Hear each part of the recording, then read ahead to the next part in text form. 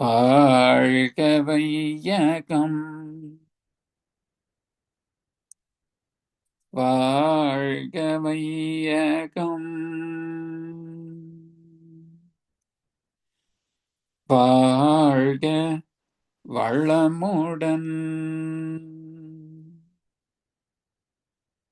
சிந்தனையை உடல் நலத்தை சீரமைத்து உய்வித்த குருவே வாழ்க, குருவே துணை. வேதாத்திரியம் வாழ்க வளமுடன். இன்று வரை உலகில் தோன்றிய அனைத்து சித்தர்களும் ஞானிகளும் மகான்களும் மற்றும் வேதாத்திரிய கோட்பாடுகளை அர்ப்பணிப்புணர்வோடு அகிலமெங்கும் உணர்வாக்கி கொண்டிருக்கும் ஞான ஆசிரியர்களின் மதிநுட்பமும் குருவர்களோடு சூக்குமமாய் நம்மை சூழ்ந்திருந்து நாம் உய்வதற்கு துணை நிற்குமாக என்று சங்கல்பித்துக் கொண்டு இன்றைய தவ நிகழ்வை இறைவணக்கம் குரு வணக்கத்தோடு நாம் இனிதே துவங்குவோம். இறைவணக்கம் பாட அருள்நிதி ஆனந்த் வெங்கடேசன் ஐயா அவர்களும், குரு வணக்கம் பாட அருள்நிதி நீமா சுரேஷ்குமார் அம்மா அவர்களும் வாழ்க வளமுடன். குரு வாழ்க, குருவே துணை. வேதாத்திரியம் வாழ்க வளமுடன்.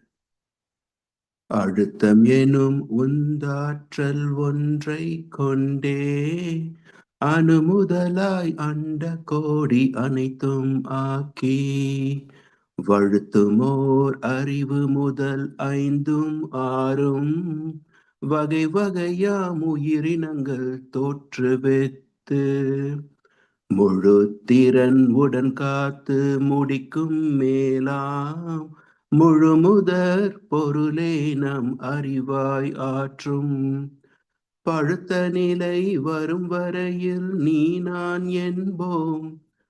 பழுத்த நிலை வரும் வரையில் நீ நான் என்போம்.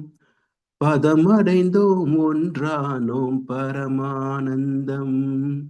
பதமடைந்தோம் ஒன்றானோம் பரமானந்தம். வாழ்க வளமுடன். வாழ்க வளமுடன். தந்தை தாயிருயிரும் ஒன்று சேர்ந்து தழைத்ததொரு உடலாகி இவ்வுலகில் வந்தேன். அந்த ஈருயிர்கள் அறமோ மற்றோ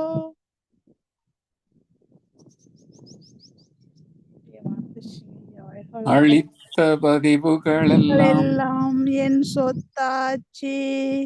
இந்த அரும் பிறவியில் முன்வினை அறுத்து எல்லையில்லாமை பொருளை அடைவதற்கு வந்த உயிரின் சேர்க்கை. வந்த ஒரு உதவி குரு உயிரின் சேர்க்கை. வணங்கி குரு திருவடியை வாழ்த்தி வாழ். குரு திருவடியை வாழ்த்தி வாழ்வோம்.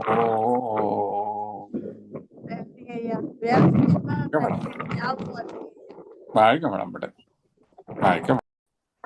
குரு வாழ்க, குருவே துணை. நன்றிகள் ஐயா. வாழ்க. வாழ்க வைய, வாழ்க வைய, வாழ்க வளமுடன்.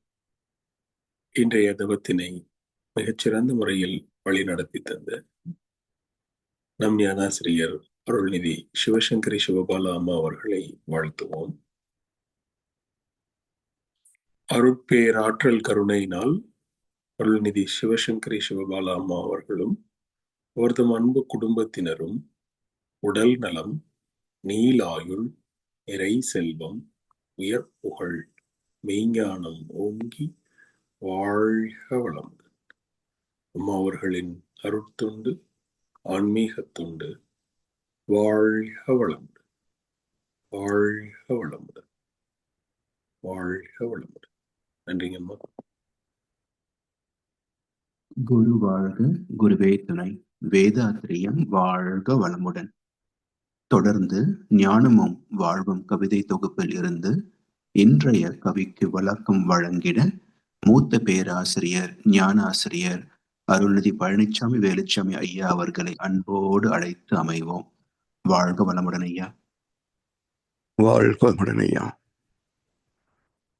வாழ்க வையகம், வாழ்க வையகம், வாழ்க வளமுடன். குரு வாழ்க, குருவே துணை. சான்றோர் பெருமக்களே, ஞானமும் வாழ்வும் கவிதை தொகுப்பின் தொடர் சிந்தனையில் மௌனத்தில் பிறந்த ஞானப்பாக்கள், இது இன்றைக்கு நம் இரண்டாவது கவியாக நேர்மை கருத்தை பார்க்க இருக்கிறோம். இறைநிலைக்கும் மனநிலைக்கும் இடையிலுள்ள உயிரை எளிதாக உணர்ந்திடலாம் அகத்தவத்தின் மூலம். மறைவிலக்கும் உண்மைகளை மனத்தினுள் உணர்வாய். மற்றவர்கள் காட்டுவதற்கு வெளியில் ஒன்றுமில்லை. பொறையுடைமை, விழிப்பு நிலை, அஞ்சாமை, தியாகம், புலனுணர்வு, இன்பத்தில் அளவு முறை வேண்டும். நிறைவு பெற முடிவெடுத்து வழுவாது ஆற்றி நேர்மையுடன் வாழ உன்னில் அவன், அவனில் நீயே. நேர்மை. உயிருக்கு உருவம் கிடையாது. அந்த உயிரின்றி எதுவும் நடவாது. உருவத்தில் உண்மை தெரியாது என்றும் உலகத்தில் நேர்மை அழியாது என்று கவிஞர் வாலியுடைய பாடலிலே 4 வரிகள் ஒன்று. நேர்மை என்பது என்ன? இருமை வகை தெரிந்து ஈண்டு அறம் பூண்டோர் பெருமை பிறங்கிற்று உலகு என்றார் வள்ளுவப்பிறந்தகை. அது என்ன இருமை என்றால் நேர்மை, கூர்மை என்ற இருமை. கூர்மை என்பது எதையும் நுணுகி ஆராய்ந்து வெளித்தக்க நுண்மா நுழை புலன் அறிவு, பர்ஸ்பிகாசிட்டின்னு சொல்லுவோம். அதுதான் கூர்மை, விஞ்ஞான அறிவு. இதுல இயற்கை வளங்களை வாழ்க்கை வசதிகளாக தரமாற்றம் செய்கின்ற போது சிலது உபயோகமாக இருக்கலாம், அதிலேயே மறுபக்கம் அழிவாகவும் இருக்கலாம். இன்றைக்கு கைபேசி மிக அவசியமான ஒன்றாக போய்விட்டது. அது நேர்மறை தாக்கம். ஆனால் மக்களின் பெரும்பான்மையான நேரத்தை அது விழுங்கி விடுகிறது. அன்ப்ரொடக்டிவ், உற்பத்தியை பாதிக்கிறது. இதனுடைய மறுபக்கம் வீழ்ச்சி. இதை ஆக்கப்பூர்வமாக மட்டுமே பயன் கொள்ள வேண்டும் என்றால் அதுல டெலிபோன் வசதி மட்டும் இருந்திருந்தா போதும். அதுல பல வகையான வசதிகளை கொண்டு வந்திருந்ததனால்தான் இன்றைக்கு செல்போனிலே மக்கள் மூழ்கி போகிறார்கள். இது நன்மை தருவதோடு பெரும் அளவில் துன்பத்தை தருகிறது. அப்ப இதை ஆராய்ந்து பார்த்து மக்களுக்கு எது நன்மை மட்டுமே தரும், அந்த அளவிலே அதை நிறுத்தி விடுவது என்ற அறிவு வர வேண்டும் என்று சொன்னால் அங்கே நேர்மை என்ற இறை உணர்வு வேண்டும். தெய்வநிதியை மதித்து வாழ்கின்ற பக்குவம் வேண்டும். இப்ப நேர்மை என்பது இறை உணர்வோடு இணைந்த அறநெறி வாழ்க்கை. இறைநிலைக்கும் மனநிலைக்கும் இடையிலுள்ள உயிரை எளிதாக உணர்ந்திடலாம் மகத்தவத்தின் மூலம். இப்ப நமக்குள்ள என்னெல்லாம் இருக்குது, பரு உடல் எல்லோருக்கும் தெரிந்ததுதான். இதைத்தான் நாம் என்று நினைக்கிறோம். ஆனால் கொஞ்சம் யோசிச்சு பார்க்கின்ற போது நாம் சொல்லக்கூடியதிலேயே உடம்பு கொஞ்சம் சரியில்லை, என் மனசே சரியில்லை, என் உடம்பே சரியில்லை. இப்போ என் உடம்பு என் மனசு என்றால் என் என்ற நான் யார்? இல்லையா? அப்போ யாரோ ஒருவர் நமக்குள்ள இருக்கிறார், அவருக்கு இந்த உடம்பும் மனமும் சொந்தம் என்றால் இருப்பது யார் என்று கேள்வி வரும் இல்லையா? அதுதான் நான். உணர்வு, பதிவுகள், இறைத்தன்மை, இதெல்லாம் நான். எனவே நமக்குள் இருக்கின்ற நான் என்ற உள் உணர்வு இந்த உடலையும் மனதையும் தன்னுடைய இயக்க களமாக பார்க்கிறது. எனவே இறைநிலைக்கும் மனநிலைக்கும் இடையில் உள்ள உயிரை எளிதாக உணர்ந்திடலாம் அகத்தவத்தின் மூலம். இப்போ இறைநிலைக்கும் மன அலைக்கும் இடையில் உள்ள உயிர் இது எப்படி? தந்தை தாய் உயிர் இணைகின்ற நிலையில அந்த பதிவுகள் தான் இணைந்து ஒரு ஆத்மாவாக மாற்றம் பெறுகிறது. அந்த இயக்கத்திற்கு மைய புள்ளி சுத்தவெளியின் தூய அறிவு, விண்ணப்பட்ட சிறு துகள். அதுதான் நான் என்ற உணர்வுக்கு அடிப்படை. அப்ப இது இறைநிலையின் ஒரு பின்னம். மனம் என்பது என்ன? அனுபவங்களின் பிரதிபலிப்பு. ஆத்மாவிலிருந்து வெளிப்படுகின்ற கேரக்டரைஸ்ட் பயோமேக்னடிக் ஃபீல்டு, வாழ்க்கை அனுபவங்களை சுமந்திருக்கின்ற ஜீவகாந்த களமே மனசு. அப்போ இறை உணர்வு உடலை தோற்றுவிப்பதற்கு மூலமானது. அதுல பதிவுகள் வந்த பிறகுதான் ஆத்மாவிலிருந்து தான் மனம். அப்ப இந்த இரண்டுக்கும் இடைப்பட்ட நிலை என்ன என்றால், தாயின் கருவிலே உருவாவது காந்த உடல் தான், காரண உடல் அல்லது காசல் பாடின்னு சொல்லுவோம். தாயின் உடலிலே நாதம் என்று சொல்கிறோமே, ஆண்களுக்கு விந்து பெண்களுக்கு நாதம் சொல்கிறோமே, இதுவும் காந்த அலைகளே. அப்ப அந்த தோன்றிய காந்த உடல் இந்த காந்த அலைகளை ஈர்த்து ஈர்த்து ஈர்த்து தன்வசப்படுத்தி வளர்ச்சி பெறுகின்ற போது, தழைக்கின்ற போது அது உயிர் உடலாக மாற்றம் பெறுகிறது. அதாவது காந்தத்தின் திணிவு நிலை உயிர், உயிரின் திணிவு நிலை திசுக்கள், திசுக்களின் திணிவு நிலை உறுப்புகள், உறுப்புகளின் தொகுப்பு தோலால் மூடப்பட்ட இந்த உடல்.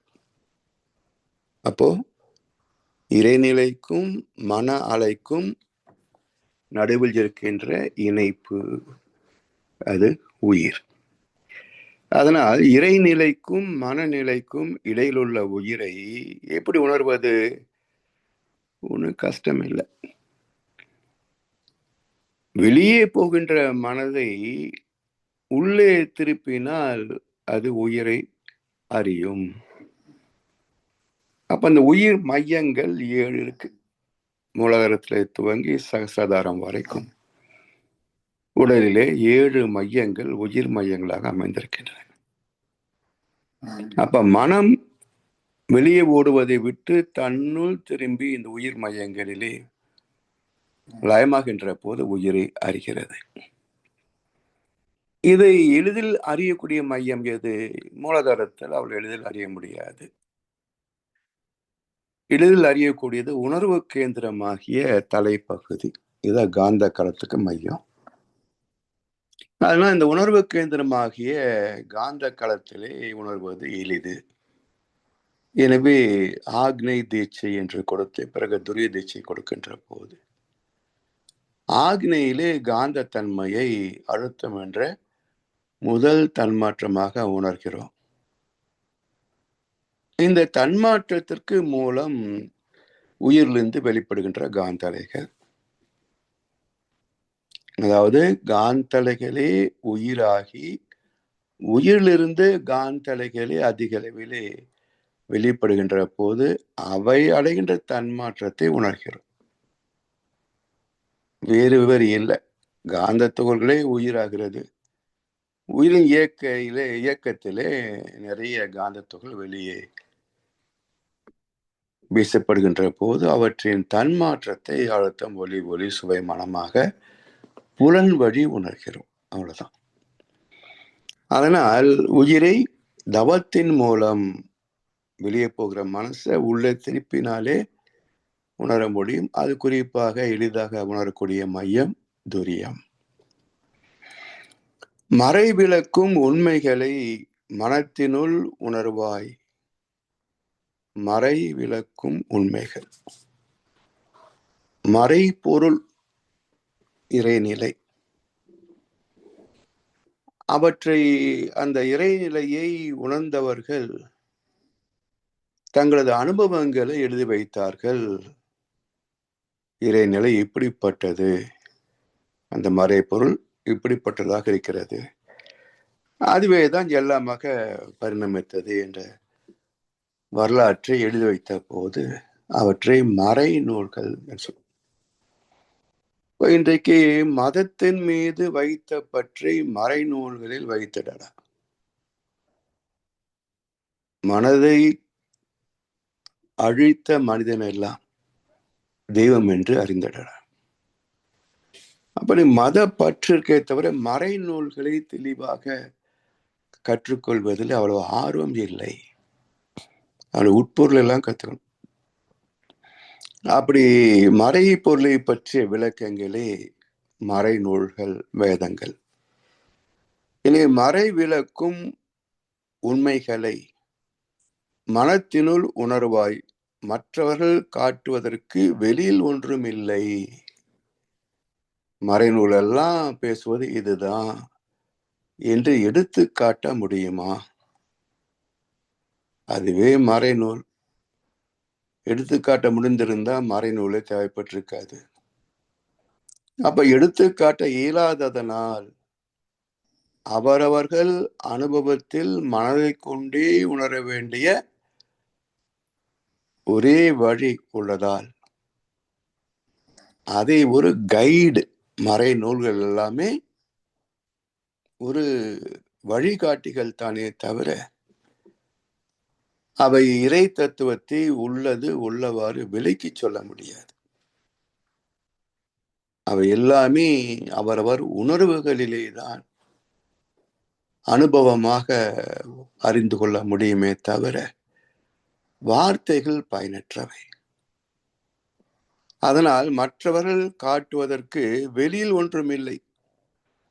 பொறை உடைமை, விழிப்பு நிலை, அஞ்சாமை, தியாகம், புலனுணர்வு, இன்பத்தில் அலமுறை வேண்டும். இது ஏன் இந்த இறை உணர்வு எல்லோருக்கும் கிட்டவில்லை? ஆன்மீகத்திற்கென்றே தங்களை அர்ப்பணித்துக் கொண்டவர்களிலே கூட எத்தனை பேர் உண்மையான இறை நிலையை உணர்ந்திருப்பார்கள் என்பது மிக பெரும் கேள்விக்குறி. உணரவில்லை என்பதுதான் யதார்த்தமாக தெரிகிறது. என உணர்ந்தவர்களிடத்திலே சமத்துவம் வந்துவிடும். பேதம் பார்க்க மாட்டாங்க. அப்படிப்பட்ட பக்குவத்தை பார்க்க முடியவில்லை என்றால் இவர்கள் உணரவில்லை என்பதைத்தான் நாம் புரிந்து கொள்ள முடிகிறதே தவிர அவருடைய வேஷங்களை நம்ப முடிவது இல்லை. நல்லவர் போல் வெளி வேஷங்கள் அணிந்து நடிப்பவர் நடுவில் இருப்பதில்லை. நான் நயத்தோடு நல் அறம் காத்து நடப்பவர் நடுவில் இருக்கின்றான். சத்தியத்தின் எல்லையிலே, உயர் சமரச நெறிகளிலே, அன்பின் சக்தியிலே, நேச பக்தியிலே, உண்மை சமத்துவம் காட்டும் சன்மார்க்கத்திலே ஆண்டவன் ஒருவன் இருக்கின்றான். அதெல்லாம் சுய அனுபவமாகத்தான் உணர முடியுமே தவிர உணர்ந்ததன் பக்குவம் என்ன? அறிந்தது சிவம், மறந்தது அன்பு. எல்லோரையும் எல்லா ஜீவன்களையும் சமமாக பார்க்கின்ற அந்த பக்குவம் தான் அடையாளம். அப்படி எளிதில் அடைய முடிகிறதா அந்த பக்குவத்தை? இல்லையே. கோடியில் ஒருவர் அடையக்கூடிய சாத்தியம் இருந்திருந்தாலும் கூட இன்றைக்கு உலகத்துல 820 ஞானிகள் இருக்கணும் இல்லையே. அப்படி என்றால் பல கோடிக்கு ஒருவர் தான் தேறுகிறார். பல கோடி மக்களிலே எங்கோ ஒருவர் தான் ஞானியாகிறார். என்ன காரணம் என்றால், இந்த மறை பொருளை அறிவதற்கான முயற்சியில ஈடுபடுவதும் கடினம். உடனே அது பெற முடியாது. நீண்ட பயணம் உள்ளது, ஆன்மீக பயணம். அதுக்கு என்ன வேணும்? முதலில் பொறுமை வேணும். பொறுமை வேணும். இன்று வருமோ, நாளை வருமோ, மற்றின்றுதான் வருமோ, துஞ்சு மலர் தூய நின் அடிகளை அறிகின்ற நிலை அப்படின்ட்டு வள்ளலாரும் சொல்வாரு. அது போல என்றைக்கு வரும் சொல்ல முடியாது. Quantum leap but comes on its own accord என்பார் ஓஷோ. அதோடைய இஷ்டம், எப்போ வருமோ அப்போதான் நமக்கு அந்த ஞானம் கிடைக்கும். அப்ப அது வரைக்கும் பொறுமை காக்கணுமே. அப்ப பொறுமை தோற்று போவதற்கு காரணம் என்னென்றால் எதிர்பார்ப்பு. எதிர்பார்ப்பு. கொஞ்சம் தியானம் பண்ண உடனே ஞானம் வந்துடுமான்னு எதிர்பார்க்கிறோம். அப்புறம் எளிதில் கிட்டுவதல்ல ஞானம். அதனால் பொறுமை என்பது அடிப்படை பண்பு. ஆன்மீகத்திற்கு பொறுமை அவசியம். இரண்டாவது என்ன என்றால், இந்த புலன்வழி வாழ்க்கையிலே சிக்கி விடாமல் இருப்பதற்காக ஒரு விழிப்பு நிலை அவசியம். அவேர்னஸ். பணம், பதவி, அதிகாரம், வித்யா, கர்வம், இதெல்லாம் எச்சரிக்கை உணர்வு இருந்தால்தான் சிக்காம இருக்க முடியும். இல்லை என்றால் நம்ம சொல்றது நடக்குதுன்ற போது அந்த ஈகோல சிக்கிக்கிறோம். நான் சொன்ன எல்லாம் நடக்கும், அந்த ஈகோல சிக்கிக்கலாம். பிறகு எப்படி ஞானம் வரும்? இதனால் எந்தெந்த வகையிலே நாம் சிக்குவோமோ, புலன் கவர்ச்சி, மயக்கத்தில் சிக்குவோமோ, அது எல்லாம் விழிப்போடு இருக்கணும். அப்ப பொறுமை, விழிப்பு நிலை, அஞ்சாமை. இங்க எதுக்கு அஞ்சாமை அப்படின்னா, பயம் என்பது வெளி உலகத்துல மட்டும் இல்லை, நம்மை கடந்து போற போது ஒரு பயம் வரும். எங்கேயோ போயிட்டோம் போல அப்படின்னு பயம் வரும். அதையும் கடந்து போகணும். ஏனென்றால் இதுல சிவநிலையை அடைவதற்கு தவம் இருந்து சித்தி அடையா முன்னம் கனல் மிகுந்து சபநிலையை அடைந்தார்கள் முன்னாளில் பல்லோர். சபநிலை என்னங்க? செத்து போன மாதிரி கிடப்பான். சித்தம்போக்கு சிவம்போக்குன்னு அப்படி ஒரு விழுந்து என்ன பண்றது? பயம். அப்போ ஆன்மீகத்தில் தேர்ச்சி பெறுவதற்கு கூட அந்த உச்சகட்ட சரணாகதி வரணும். அதாவது சரணாகதி என்பது இரண்டிடத்திலே சரணடைவது என்பது பொதுவான கருத்து. அது வெறும் உதட்டளவு சரணாகதி. பக்தியில் எல்லாரும் சொல்லுவாங்க, ஆண்டவனத்துல சரணடைஞ்சிடணும், அவன் பார்த்துக்குவான்னு சொல்லி. வெளியே வந்து நாம பார்த்து 4 காசு சேர்த்து வைக்கலாம்பாங்க. இது சும்மா உதட்டளவு சரணாகதி. சரணாகதிக்குள்ள தகுதி என்ன என்றால், தத்துவத்திலே தெளிந்து தவத்திலே ஆழ்ந்து அடிக்கடி மனம் கடந்த புலன் கடந்த நிலையிலே ஒன்று இருக்கக்கூடிய நிலையில வந்த பிறகு அங்க ஒரு அச்சம் தோன்றும். அந்த இடத்துல சரணடைவதுதான் உண்மையான சரணாகதி. அப்ப அந்த சரணாகதி வந்த நிலையிலே தான் இதுவரைக்கும் ஞானம் பெறணும்னு இருந்தது பாருங்க, அதையும் விட்டு விடுவது மோட்ச சந்நியாச யோகம். எல்லா பக்கம் அடைந்த நிலையிலே கடைசி பக்கம் என்ன என்றால், ஈசனோடு ஆயினும் ஆசை அருமென்கள்.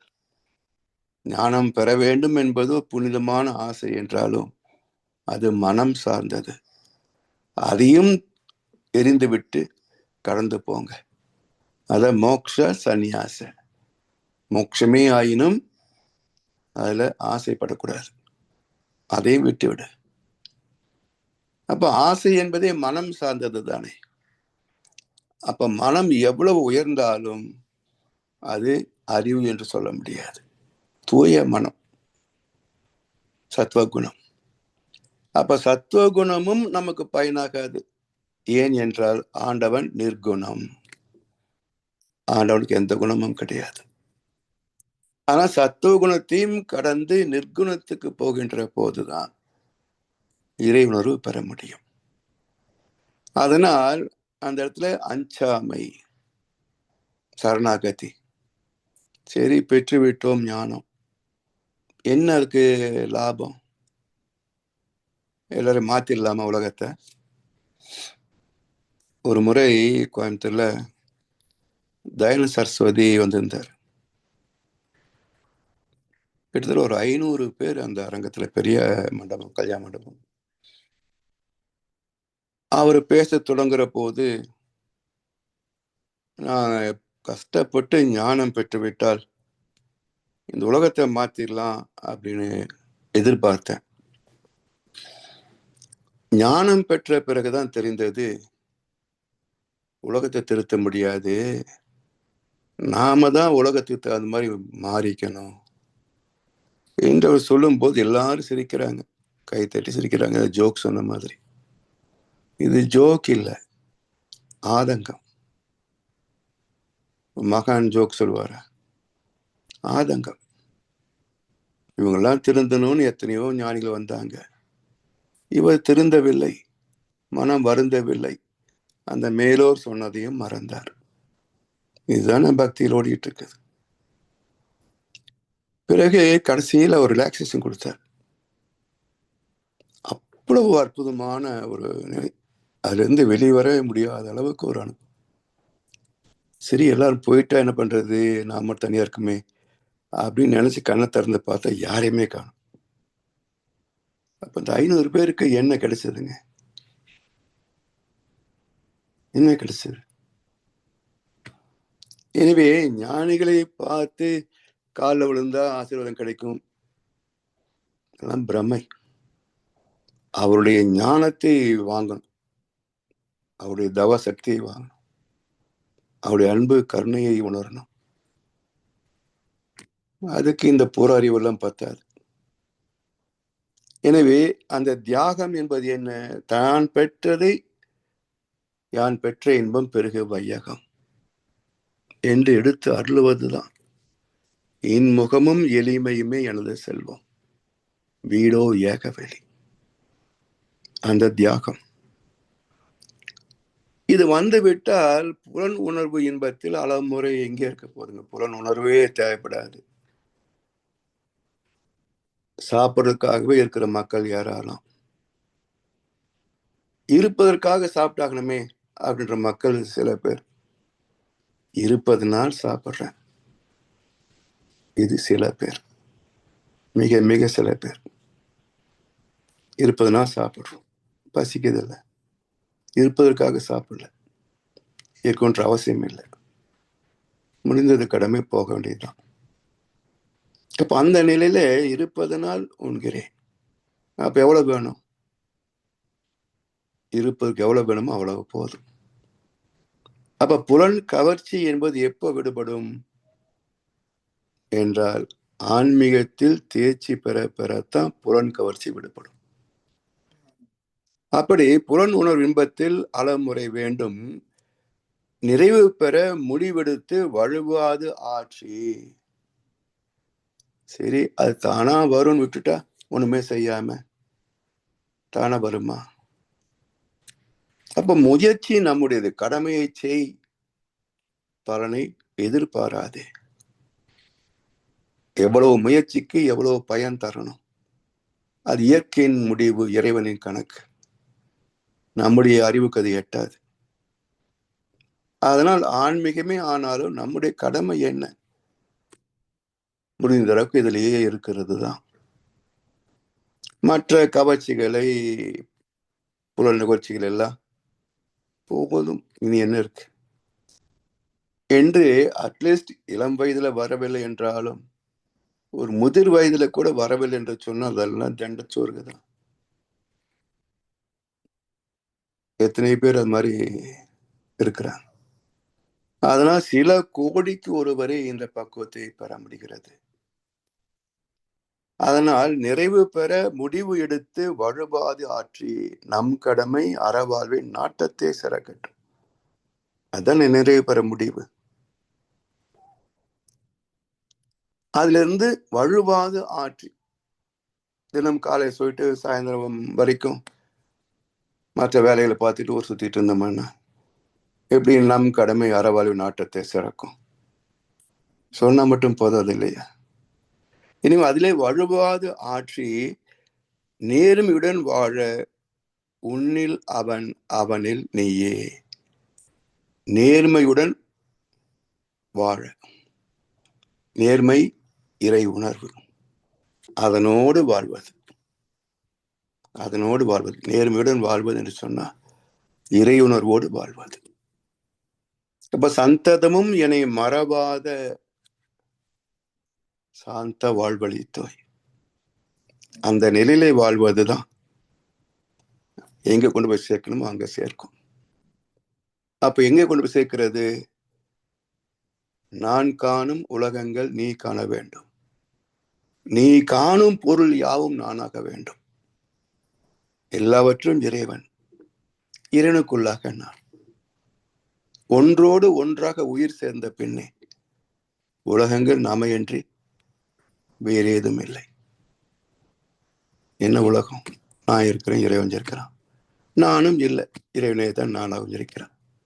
ஒன்றோடு ஒன்றாக உயிர் சேர்ந்த பின்னே உலகங்கள் இறையன்றி வேறு ஏதும் இல்லை.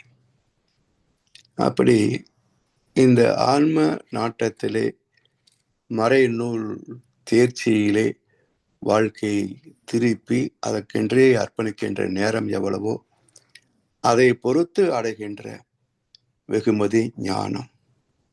அதற்கான முயற்சி, வடுவாத ஒரு விழிப்பு நிலை, நம் கடமை அறவாழ்வின் நாட்டத்தையே சிறக்கட்டும் என்று சொல்லி வாய்ப்பளித்த செய்வமடு தலைவருக்கும் நன்றி பாராட்டி இந்த உரையை நிறைவு செய்கின்றோம். வாழ்கொளமுடன், வாழ்கொளமுடன், வாழ்க வையகம்.